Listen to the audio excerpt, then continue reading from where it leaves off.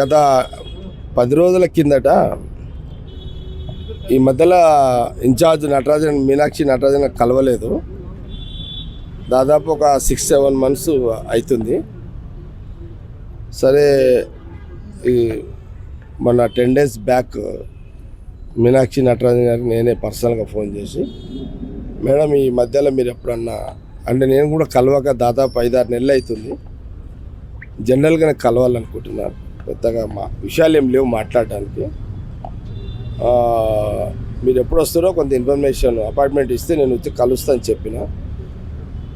వారు చెప్పారు, వాళ్ళ పిఏ ఫోన్ చేసిండు ఈరోజు 6:30కి రమ్మని. అందుకే ఎమ్మెల్యే క్వార్టర్స్కి వచ్చిన చాలామంది ఉన్నారు. ఒక 10 నిమిషాలే నేను మేడంతో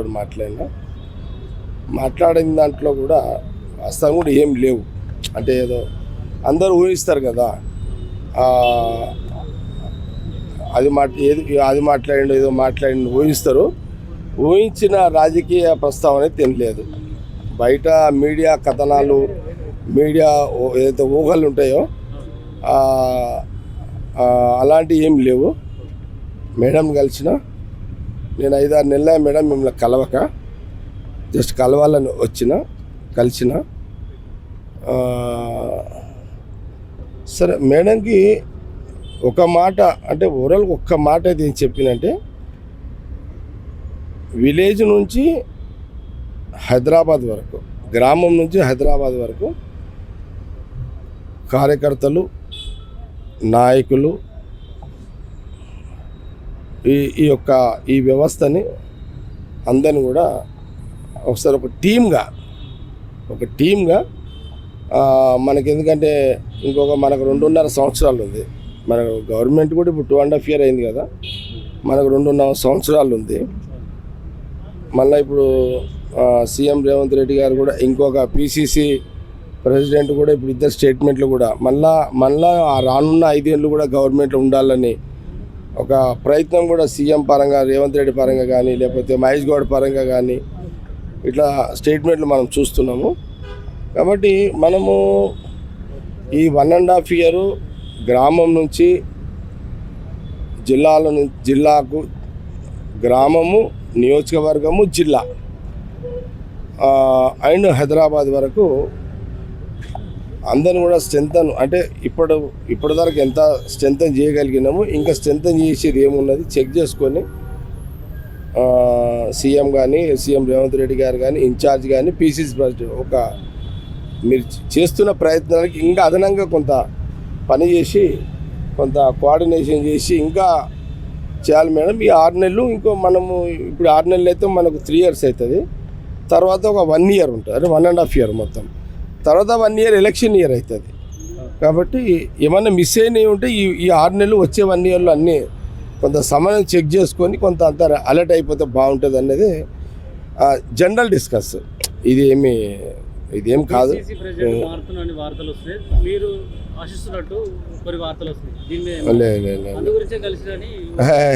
అందుకే నేను ముందే చెప్పిన, మీరు ఏదో ఊహించుకొని నన్ను అడుగుతారు, మీరు ఏదో ఊహించుకుంటారు. ఊహాగానాలు జవాబు చెప్పలేను. న్యాయంగా నిజంగా చెప్తున్నా, నేను 5-6 నెలల నుంచి మేడం కలవలేదు. మేడం మా ఇన్ఛార్జు, ఓ సీనియర్ నాయకుడిగా, జగ్గారెడ్డిగా నేను కలిసిన. కానీ నాకు ఇంకో అలవాటు ఏంటంటే, నాకు కాంప్లైంట్లు ఇచ్చే అలవాటు కూడా నాకు బేసికల్గా లేదు. నా తత్వం కాదు యాక్చువల్గా ఈ కాంప్లైంట్లు ఇచ్చుడు అది ఇది నాకు మొదటి నుంచి అలవాట్లేదు. నా రాజకీయ జీవితం నా తెలివి వచ్చిన కాడ నుంచి అట్లా ఉండేది. ఏదన్నా ఉంటే కొన్ని విషయాలు చెప్తా, కానీ వాళ్ళు అట్లా, వీళ్ళు ఇట్లా, అది అట్లా, ఇది ఇట్లా దానికి టైం కిల్ చేయను. నేను చెప్పేది ఒకటే, ఏదన్నా గ్రామ స్థాయి నుంచి ఢిల్లీ వరకు కార్యకర్తలు, నాయకులు ఎవరైనా మిస్ అయిన వాళ్ళు ఉంటే చెక్ చేసుకోండి. మిస్ అవుతారు కదా, ఇంత పెద్ద సముద్రంలో, ఇంత పెద్ద వ్యవస్థలో అక్కడక్కడ కొందరు మిస్ అవుతారు. ఎవరు మిస్ అవుతారో చెక్ చేసుకోండి మేడం. ఎందుకంటే ఇంకా ఈ 6 నెలలు 1 year అయిపోతే, 1.5 year అయిపోతే ఎలక్షన్ ఇయర్లో పడతాం కదా. చాలామందికి అందరికి పదవులు వచ్చినాయి. ఇప్పుడు ఎమ్మెల్యేలు అయ్యారు, కొందరం మాలాటోళ్ళం ఓడిపోయినాము. కానీ పార్టీ మాకు అవకాశం ఇచ్చింది కదా. మేము ఓడిపోతే దానికి ఓడి బాధ్యుడవుతాడు? అది కాదు. అనేక మందికి కార్పొరేషన్ చైర్మన్లు వచ్చినాయి, ఇంకా మళ్ళీ తయారు చేస్తున్నారు. కుల సంఘాలకు సంబంధించినవి కూడా ఇచ్చిర్రు. ఇంకా ఇంకా అదనంగా మళ్ళీ జూలైలో వస్తున్నాయి. మళ్ళీ అయినా ఇంకా కొంత ఉంటారు, కొంత మిస్ అవుతారు. అలాంటివి కూడా కొంత తీసుకుంటే బాగుంటుంది అనేది కొంచెం జనరల్ డిస్కస్ అంతే. స్పెసిఫిక్గా పొలిటికల్ డిస్కస్ కాదు ఇది. ఇది జనరల్ డిస్కస్. జగ్గారెడ్డి అనే వ్యక్తికి ఒకరి మీద చెప్పే అలవాటు లేదు, దానికి చెప్పి టైం కిల్ చేయాలి నేను, అది నా అలవాటు. ఈ మధ్య కాంగ్రెస్ నేతల మధ్య సక్సెస్ పోతుంది.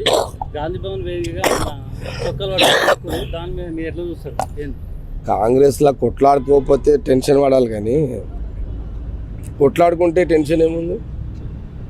అది ప్రాబ్లం కాదు. కాంగ్రెస్లో కొట్లాడుకుంటేనే అన్నీ బయటకు వస్తాయి. అయినా ఆ గల్లలు పట్టుకున్నా, కొట్టుకున్నా, తిట్టుకున్నా, కొట్టుకుంటారు, తిట్టుకుంటారు, మళ్ళీ అర్ధగంట పోగానే కలుస్తారు. ఇది కాంగ్రెస్ కల్చర్. ఇది సమస్య ఏంటంటే కొట్టుకోకపోతే ప్రమాదం కాంగ్రెస్లో. అర్థమైందా? అందరూ నేను మీరు అడిగారు కాబట్టి చెప్తున్నా. మీ మీడియా వాళ్ళకు కూడా కొంత అవగాహన చెప్తున్నా, ప్రజలకు కూడా అవగాహన కల్పించడానికి చెప్తున్నా. కాంగ్రెస్లో కొట్టుకోకపోతే ప్రమాదము, కొట్టుకుంటే రాజకీయంగా కాంగ్రెస్ పార్టీ ప్రమాదమే ఉండదు. విన్నా? కాబట్టి కాంగ్రెస్ అల్టిమేట్ ఎందుకు కొట్లాడతారు, ఎందుకు కొట్టుకుంటారు? నా సెక్షన్ పబ్లిక్ని న్యాయం చేయాలి, నాకు ప్రాధాన్యత ఇయ్యని కొట్లాడతారు. అర్థమైందా? నిన్న హైదరాబాద్ ఇద్దరు ముఖ్య నాయకులు కొట్లాడుకురు.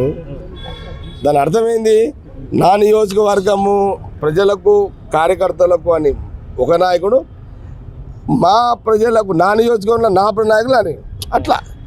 ఇది ఇక్కడ రాజకీయ బలాలు నిరూపించుకునే.